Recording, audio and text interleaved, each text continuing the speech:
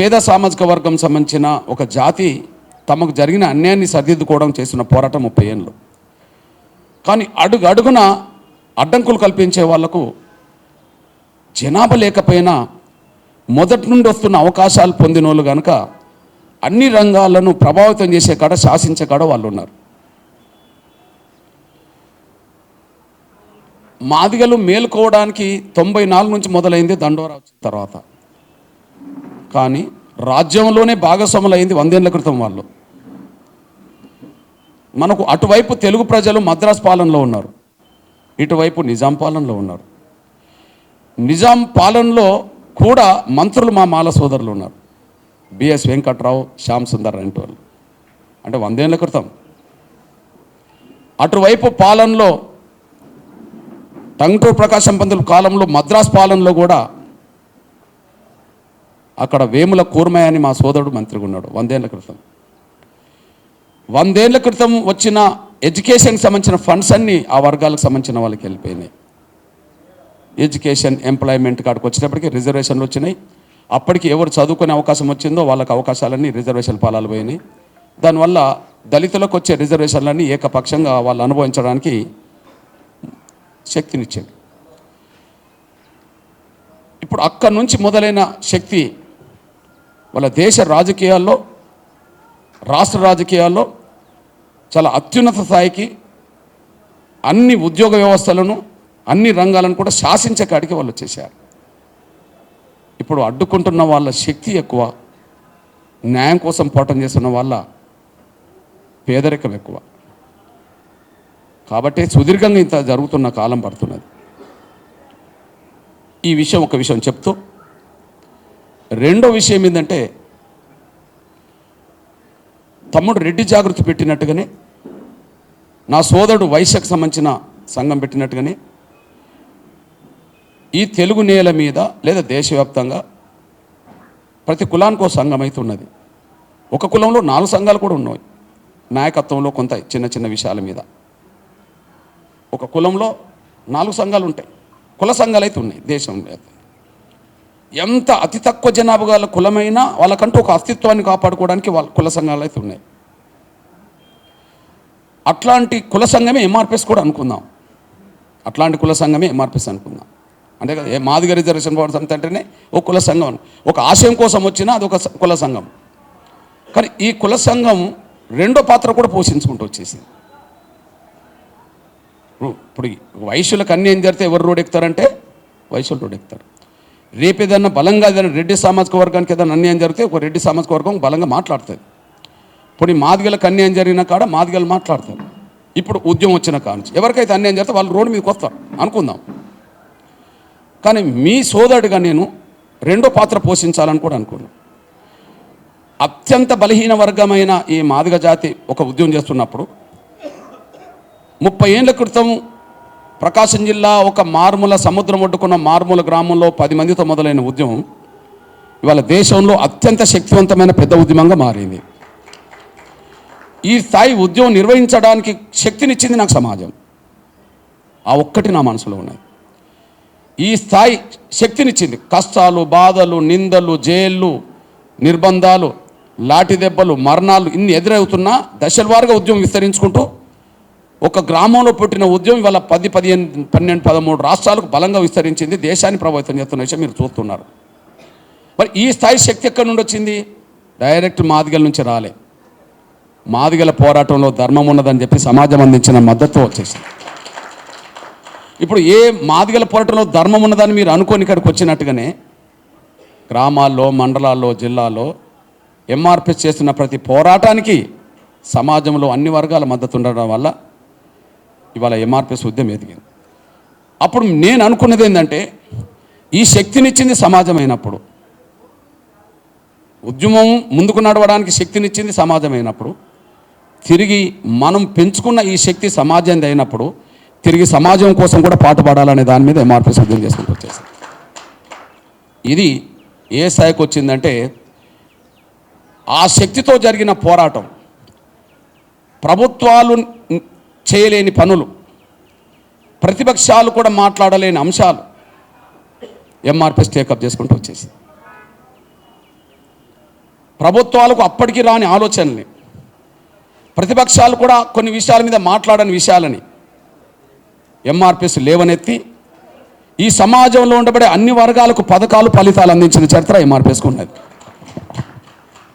మళ్ళీ చెప్తున్నా, ఏ కుల సంఘమైనా తన కుల ప్రయోజనాలు కాపాడుకోవడం ముఖ్యమే. ఒక కులం వల్ల ఇతరులకు అన్యాయం జరగద్దు, ఇతరుల వల్ల ఆ కులానికి అన్యాయం జరగద్దు. మాదిగలకు ఇతరుల వల్ల అన్యాయం జరగద్దు, మాదిగల వల్ల ఇతరులకు అన్యాయం జరగద్దు. ఇది అనుకుంటున్న దశలో చాలా సమస్యలు ఎదురైనాయి ఈ ప్రయాణంలో, ఈ ప్రస్థానంలో. అంటే నేను ఆ కోణం గురించి వచ్చి మళ్ళీ లాస్ట్కు చిన్న విషయాలు చెప్పిపోతా. నాకు శక్తినిచ్చింది సమాజం అయినప్పుడు తిరిగి సమాజం కోసం కూడా పాటుపడాలి కదా అనుకుంటున్న దశలో నాకు 2004లో ఒక సమస్య ఎదురైంది. అంటే 20 ఏళ్ళ క్రితం ఖమ్మం జిల్లా రెబ్బవరం అనే ఒక గ్రామం ఉన్నది వైరా దగ్గర. నేను అక్కడ చిన్న మీటింగ్ పెడుతున్నప్పుడు ఒక ముస్లిం కుటుంబం నా దగ్గరకు వచ్చింది. అన్న, మీ మీటింగ్ వింటాం కానీ మా బాధలు ఏమన్నా ఏంట్రా అని. వింటాం తల్లి, చెప్పు అన్న. సంకనో బిడ్డని వేసుకొని వచ్చి, అన్న నా బిడ్డ పేరు నసీమా, ఎదురుగా కనిపించే పూరి గుడిసె మా ఇల్లు అన్న. నా బిడ్డకు గుండెల్లో రంధ్రాలు ఉన్నాయి, గుండె జబ్బు ఉన్నదన్న. డాక్టర్ల దగ్గరికి వెళ్తే ప్రైవేట్ ఆసుపత్రులకు పోమన్నారన్న. ప్రైవేట్ ఆసుపత్రికి వెళ్తేనేమో 1,40,000 అని ఆపరేషన్ అంటున్నారన్న. కూలి చేసుకునే కుటుంబం అన్న, ఒకనొక బిడ్డ అన్న, ఆపరేషన్ చేయించే స్తోమత లేదన్న, మీరేమన్నా సాయం చేస్తారా అని అడిగి. ఏ బిడ్డ ప్రాణమైనా ప్రాణమే కదా. వాళ్ళకి చెప్పానమ్మా, నా దగ్గర డబ్బులు లేవు, నేను పేదోడిని, కానీ ఆపరేషన్ చేయించే మార్గం అయితే చూస్తా తల్లి అని. డబ్బులే లేనప్పుడు ఇక మార్గం ఏముంటుందన్నా ఆపరేషన్ చేయించడానికి అంటే, మరి నా దగ్గర డబ్బులు లేవు కానీ గవర్నమెంట్ దగ్గర ఉంటాయి కదమ్మా, గవర్నమెంట్ దగ్గర తీసుకెళ్ళి చేపిస్తాను అన్న. నేను ఇచ్చే సమయానికి ఎన్నికలు జరిగినాయి, చంద్రబాబు నాయుడు ముఖ్యమంత్రి ఉన్నాడు కానీ కౌంటింగ్ జరగలే. అంటే ఆ పీరియడ్ మధ్యలో నేను ఆ మీటింగ్ ఇచ్చాను.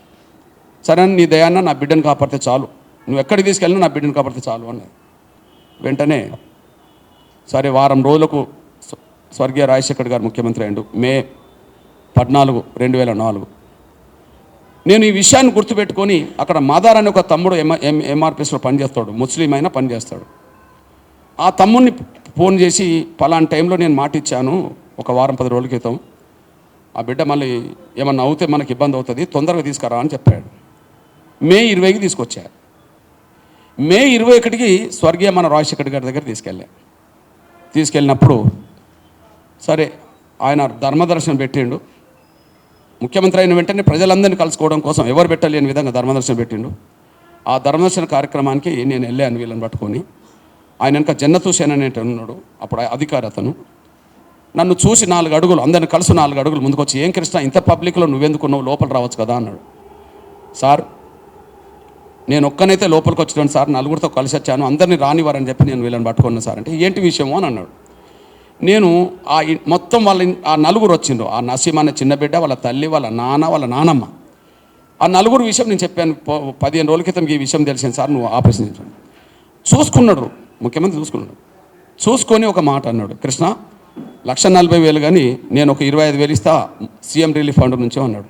మన అందరూ తెలుసు, అంతకుముందు ఎవరు ఏ ఎమ్మెల్యే లెటర్ రాసినా, ఎంపీ లెటర్ రాసినా, ఏ ముఖ్యమంత్రి అయినా సీఎం రిలీఫ్ ఫండ్ పెడితే ఒక 25,000, బాగా ఎవరైనా గట్టిగా పట్టుబడితే ఒక 40,000, 50,000 ఇచ్చేవాళ్ళు, అంతకంటే మొత్తం ఇచ్చేవాళ్ళు కాదు. నాకు అదే చెప్పిండు. నేను ఒక మాట అన్నా, సార్ మరి 25,000 మీరు ఇస్తే ఇంకా 1,10,000 ఎవరు పెట్టుకోవాలి అన్న. కన్నోళ్ళు పెట్టుకుంటారు కదా అన్నాడు. కన్నోళ్ళు వీళ్ళే కదా సార్, చాలా పేద కుటుంబం సార్, వీళ్ళ ఊరికి వెళ్ళినప్పుడు పూరి గుడిసె సార్, ఈయన రిక్ష తొక్కొని బతుకుతారు సార్, అంతకంటే లేదు సార్, నువ్వు కాపాడాల్సిందే అని అన్నాను.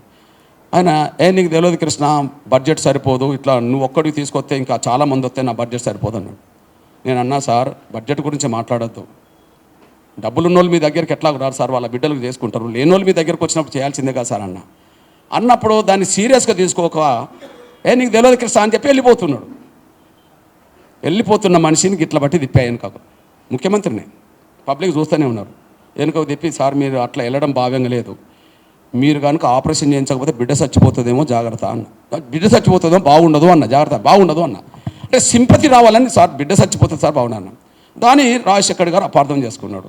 అపార్థం చేసుకొని, ఏమయ్యా ఒక ముఖ్యమంత్రిని పట్టుకొని వెనుకకు తెప్పి బాగుండదని నాకే చెప్తున్నావు అని చెప్పి, ఇక ఆయన కూడా కొంత గట్టివాడు కదా, నా దగ్గర ఒక మాట అన్నాడు. ఇక ఇగో ఇప్పుడు 25,000 ఇస్తాను కదా, 25 రూపాయలు కూడా ఇవ్వ, నువ్వేం చేసుకుంటావు అన్నాడు. ఇది మా ఇద్దరి మధ్యలో జరిగిన సంగతి. మీరు ఇవ్వకపోతే ఉద్యోగం చేయాల్సి వస్తుంది అన్న. నేను చేసుకోపో అన్నాడు. మరి నేనేం చేయాలిగా? ఆ బిడ్డను కాపాడాలి. అప్పుడు నాకు పేపర్లో అప్పుడప్పుడు కనిపించేది, ఎవరన్నా గుండె జబ్బులున్న పిల్లలు వాళ్ళ తల్లిదండ్రులు ఎవరికన్నా విలేకరులకు చెప్తే ఫోటోలు వేసేవాళ్ళు ఆ రోజుల్లో. ఏది ఒక దాతలు ఎవరన్నా ముందుకు వస్తే మా బిడ్డను కాపాడని చెప్పి అవి నాకు పిక్చర్లకు వచ్చేసినాయి. అంటే దాతల దాని మీద బిడ్డల ప్రాణాలు ఆధారపడాలి, పెద్ద బిడ్డలు. దీని సంగతి ఏందో చూద్దామని చెప్పి వాళ్ళని తీసుకెళ్ళి అక్కడి నుంచి నేను గుండె జబ్బుతో బాధపడుతున్న పేద పిల్లలందరికీ ఉచిత ఆపరేషన్ జరగాలి కార్పొరేట్ ఆసుపత్రులు అని చెప్పి ఉద్యోగం మొదలుపెట్టా.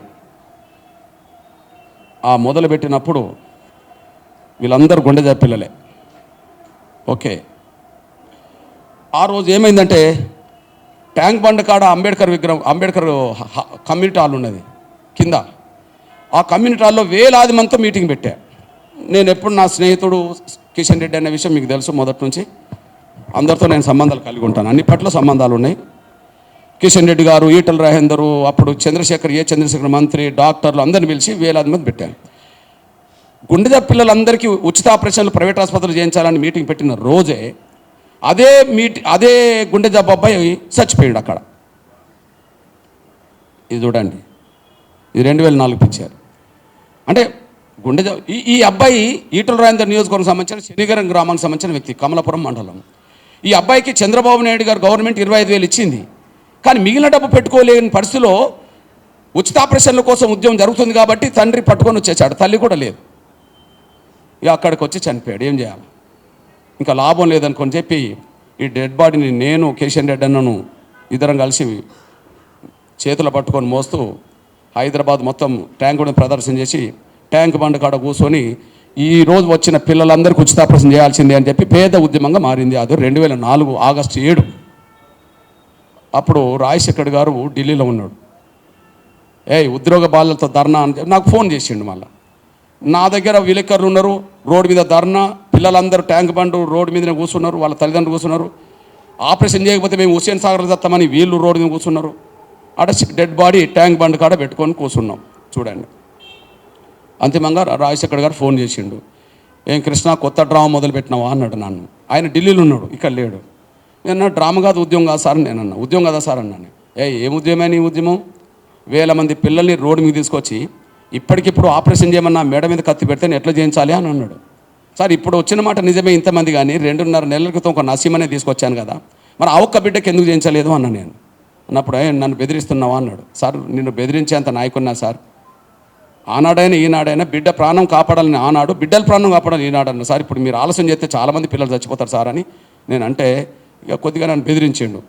నా సంగతి నీకు తెలియదు, నీ సంగతి నాకు తెలుసు, ఇదంతా బెదిరించాడు. కానీ ఇక నువ్వెన్నన్నా బెదిరించు సార్, ఈ పిల్లలందరికీ ఉచిత ఆపరేషన్ జరిగేంతవరకు మాత్రం నేను రోడ్డు దిగిపోను సార్ అని అన్న. ఫోన్ కట్ చేసిండు. ఇగో ఉద్యోగ బాధ్యతతో ధర్నానా కృష్ణమాదిగ మీద వైఎస్ ఆగ్రహం. ఇది ఢిల్లీ నుంచి వచ్చిన న్యూస్. అంటే నాతో మాట్లాడిండు కదా. ఇగో రాజశేఖర్ గారు నన్ను బెదిరించిండు అని చెప్పి నేను ఇక్కడ మాట్లాడిన విషయం సీఎం అదే రోజు. కానీ ఆయన మళ్ళీ పెద్ద మనసు చేసుకొని మళ్ళీ 6:30కు 11 గంటలకు మొదలైన ధర్నా 6:30కు ట్యాంక్ బండ్ కాడ ఎట్లుంటుందో చూడండి.